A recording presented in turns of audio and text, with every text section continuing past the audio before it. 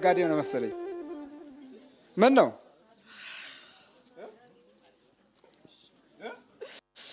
ሰር ነው የተባልኩ። እግር ሰር፣ እጅ ሰር፣ ወገብ ሰር። በቃ እንዴት አርጋት ወገቧን ሰራት፣ እጇን ሰራት፣ ተንፏቃት። እስቲ አንፏቃ እንዴት ነው? ጎማሩ ጎሚል እንደምን ስለምናምንቴ ትበል። ምንድን ነው ምናምንቴ? ይሄ ነው በቃ። ይሄ ሐኪም ቤት ብትታይ ነርቭ ነው ይባላል። በቃ አንሸጠችው ዲስካስ ብዬ ስንት ዓመት አሰቃይቻት ነበር። እዚህ አሁን እኮ ታድሰን የገባ ነው። አልጋውን ሸጠችው።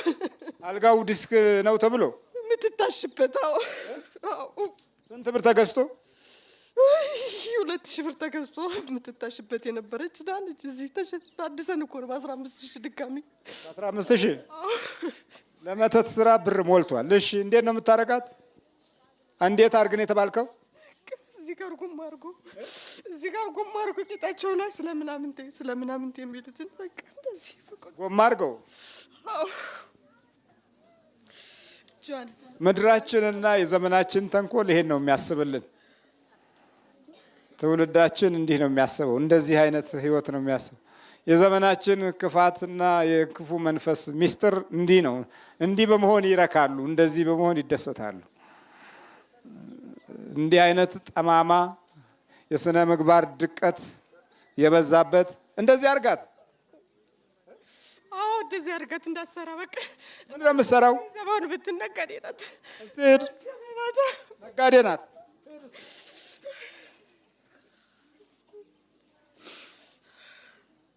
ሰዎችና ሰይጣን ምኞታቸው እንደዚህ ነው። ልክ እንዲህ ነን በቃ።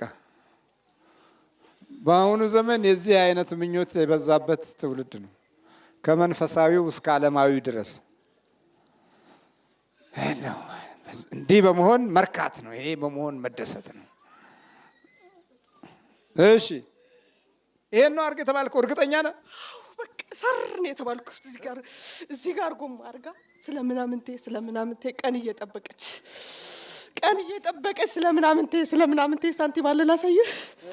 ስለምናምንቴ ተው፣ ምናምንቴ የሚባል ነገር የለም። እስቲ እንዴት ነው የሚባለውን ነገር ተናገር። ስለምናምንቴ ቀን እየጠበቀች ነው በር ላይ እንደዚህ። ምን አይነት ቀን? በቃ እናንተ በዓል ምናምን ሲኖር ስለምናምንቴ ምንድን ነው ምናምንቴ የሚባል ነገር የለም። እንደ ነበርኩ በቃ እንደናንተ ነበርኩ እንድትል በቃ እንደናንተ ሰርቼ የምኖር ነበርኩ። ስለምናምንቴ ሳንቲም ባልካለ አምጣ ላሳይህ።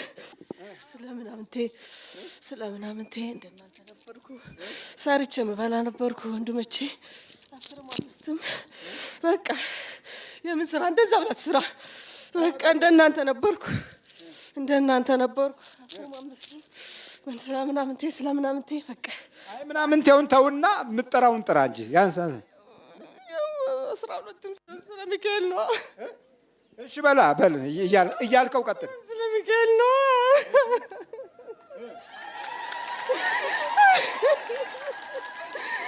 እንደውም ስትሆን እነሱ እኮ ናቸው የያዙኝ። እናትና ልጅ እኮ ነው የያዙኝ።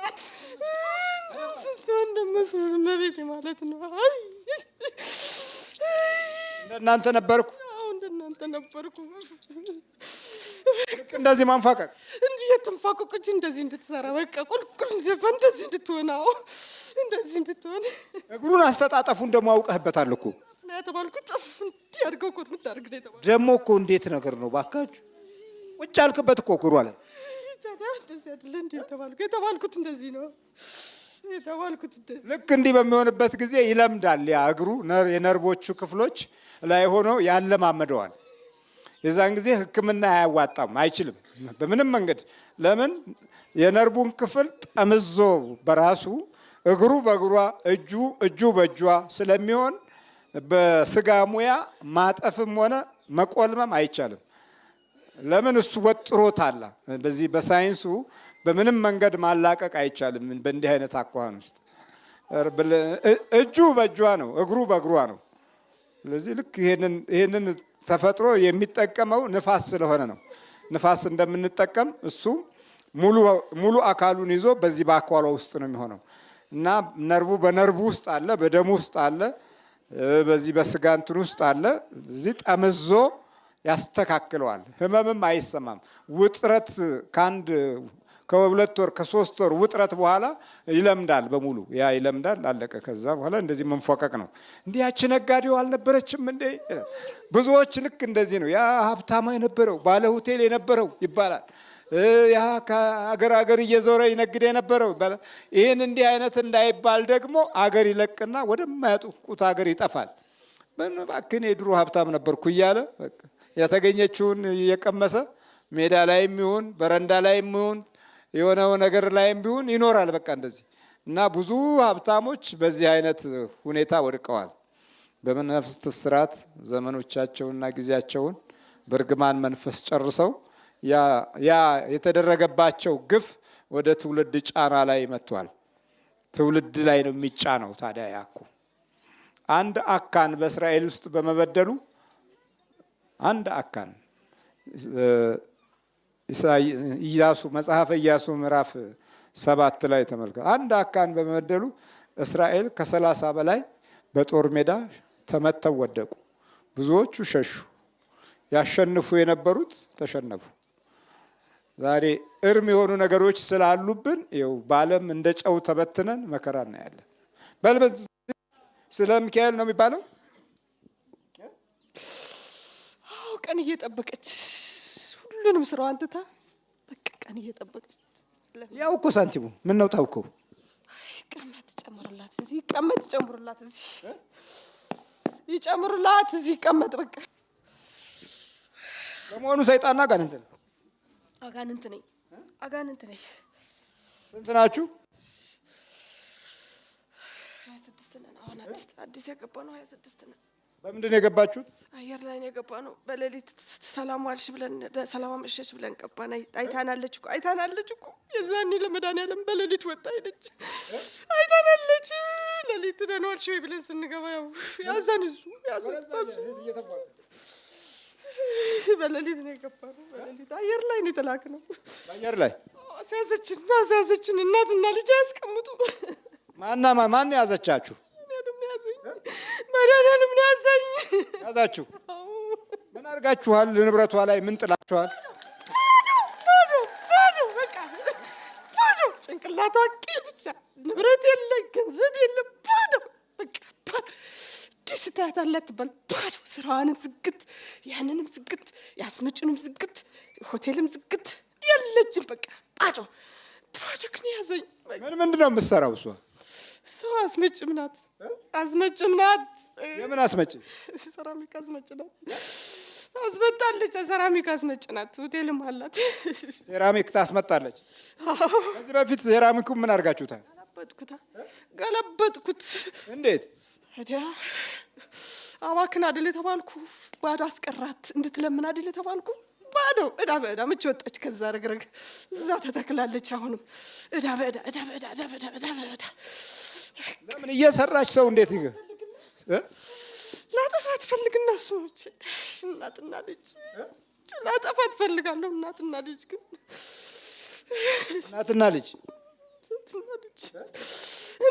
ልጅ ማለት ቀምጣልኝ እኮ ላጠፋት እዳ ውጥር እንደገመድ በዛም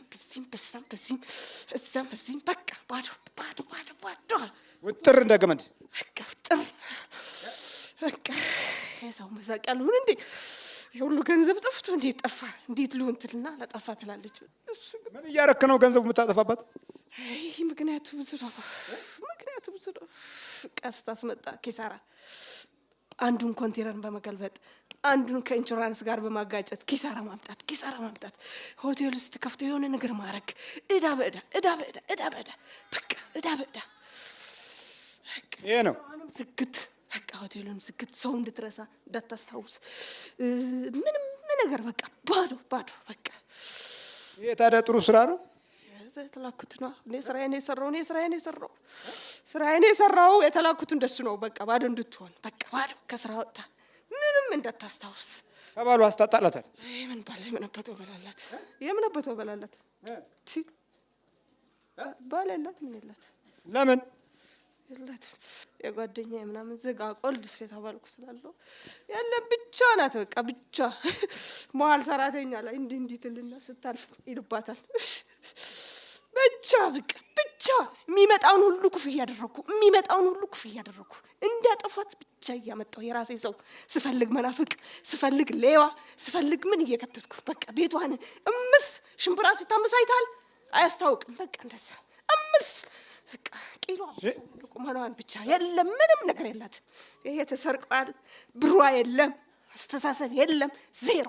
ስፈልግ የራሴን ሰው አስገባና በቃ በየፈለኩበት እየከተትኩ ትሄድና አባቴ ሽምብራ ሲታመስ አይታወቅም። እኔ አባቴ ትላለች ደግሞ እኔ ምን ሽምብራ ሲታመስ አይታወቅም። እንዲህ ብለህ ካላየኸው በምን ያ እንዲህ ብለህ ካላየኸው የተቆላ ያልተቆላ እንዲህ ልፍ ስትል ታየዋለህ እንዴ?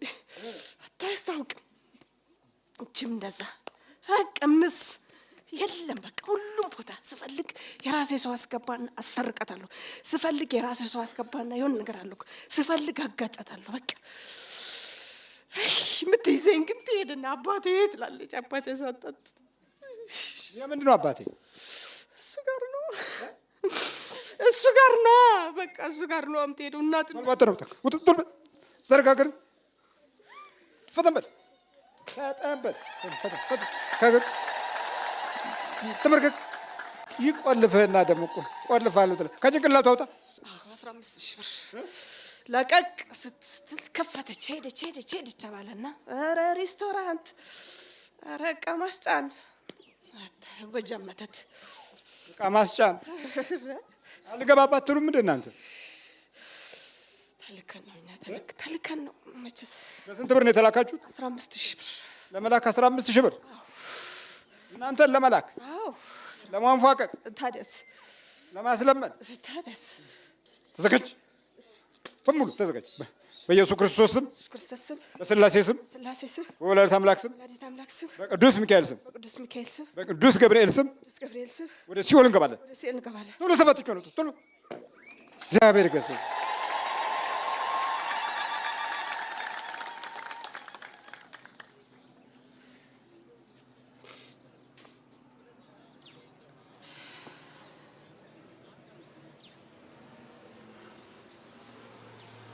ይኸውልሽ እንዲህ ላስለምናት ነው ብሎ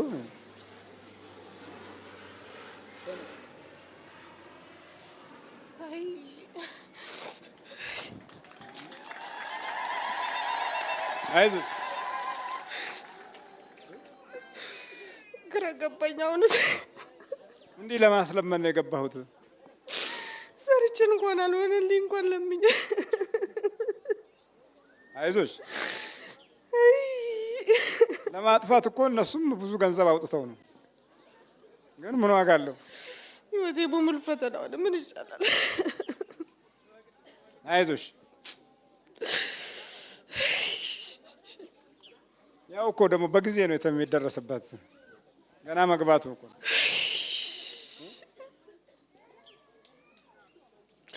ተሰቃየሁ አባ።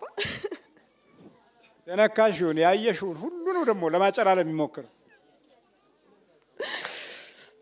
በቃ ነገሮችን ሁሉ ነው የሚበላሽብኝ። ምን አባቴ እንደማደርግ እሱ ያውቃል። እንግዲህ መድኃኒዓለም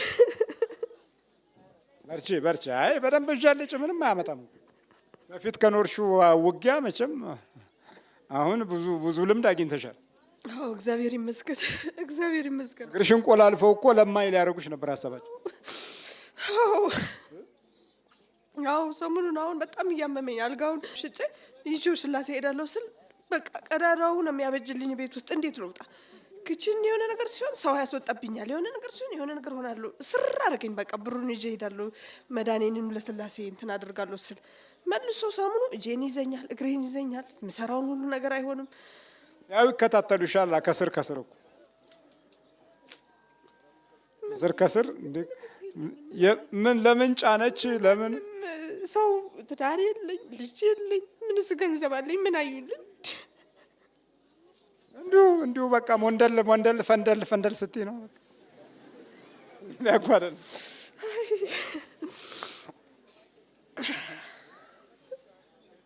እኔ እኮ አሁን ደህና እንዳውም የሽንት ቤት ዘመን መጣና ሆነ እንጂ ድሮ በቃ ገጠር አካባቢ ብትሄዱ አሁን ገጠር እንደው እንትን እነዚህ የእርሻ ጠባ ላይ ኃይለኛ ቀዘን ካዩ ይሄ ሰውዬ ጮማ በልቶ ነው ብለው ነው እኮ የቀዘነውን ሰውዬ የሚመትቱበት። እንዴ እውነትህን እኮ ነው የምለው። ይህን ሁሉ የቀዘነው ጮማ ቢበላ ነው ብለው ነው እኮ። እና ወለ ገጠሩ ወለ ምኑ እኮ ምንም የቀረ ነገር የለም። ይሄ በዚህ በመንፈስ ምንም አልባነንም እንጂ እዚህ በቃ ከተማ ውስጥ ያለ ዝም ብሎ ጎርሶ ያድራል። በዛው አብሮ ከሰይጣን ጋር እየበላ ይተኛል። ምንም ለማገናዘብ ጊዜ የለም። በርቺ ያዙሽ በርቺ ብለው ምን አባት ያመጣል። አንቺ አሁን እነሱ ሌላ የእርግማን ገንዘብ አውጥተው ነው እንደዚህ ያደርጉት። ስለዚህ አይመለከትሽም። በርቺ